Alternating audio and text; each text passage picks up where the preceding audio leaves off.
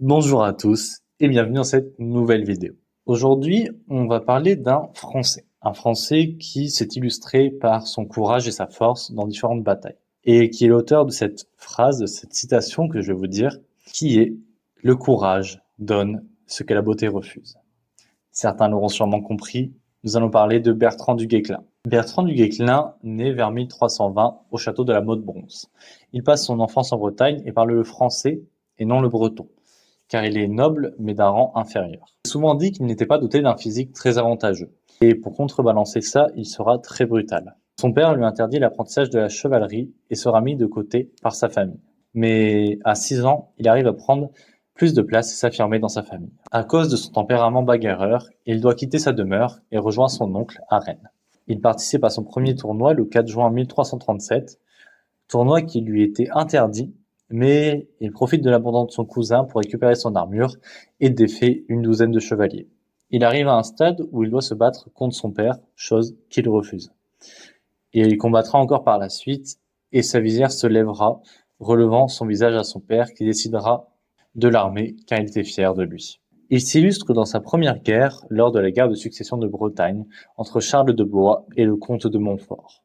Il gagne le respect de nombreux nobles. Au même moment, la guerre de Cent Ans se lance et il s'illustrera en prenant le château de Grand-Fougeray et également durant la défense de Rennes. Il sera finalement adoubé à Montmurant en 1357. Il soutient Charles de Blois et se bat par la même occasion contre les Anglais, notamment dans la forêt de Paimpont, où il devient un cauchemar pour les Anglais, car il était adepte de la guérilla et fait donc baisser les ressources anglaises. En 1360, il est fait capitaine d'Anjou, de Normandie et du Maine. En 1361, il est fait prisonnier et une rançon est demandée pour sa libération. En 1364, il est fait chambellan de France et Charles V devient roi. Et du Guesclin enchaînera les combats. Il vole par la suite au secours de Charles de Blois en Bretagne et la même année, il est fait prisonnier par John Chandos, qui était chef de l'armée anglaise. Sa rançon est de 100 000 livres, qui sera payée par le roi de France et Guy XII le Val. Sa réputation ne cesse d'augmenter et quand il est fait prisonnier, sa rançon augmente en même temps. En 1365, à la demande du roi, il doit se débarrasser des mercenaires du royaume. Il arrivera à les convaincre de prendre les armes contre une partie des Castillans et ça donnera la première guerre civile de Castille.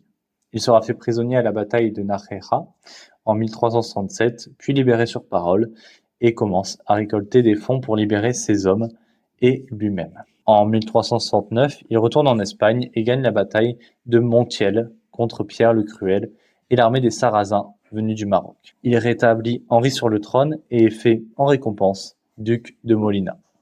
En 1370, il revient en France et est fait connétable de France avec pour mission d'expulser les Anglais hors de France. Et pour ce faire, il adopte la guérilla comme méthode de guerre. Grâce à cela, il reprend le Poitou, la Normandie, la Guyenne et la Saintonge. En 1374, il se marie avec Jeanne de Laval. En 1378, une révolte éclate, les nobles bretons s'opposent à la confiscation du duché de Bretagne par Charles V. Jean IV débarque au même moment à Dinard. Les deux événements viendront bouleverser la vie de du Guesclin. Il est accusé de trahison pour son inaction face à cet affront. Il renvoie son épée de connétable au roi de France. Mais il retrouve la confiance du roi et va combattre les Anglais dans le Midi. En 1380, il se bat contre les grandes compagnies en Auvergne.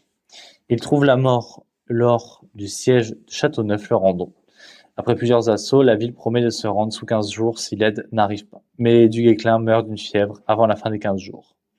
L'histoire raconte que le gouverneur de la ville déposera, après 15 jours, les clés de la ville sur son cercueil et son cœur sera déposé à Saint-Denis.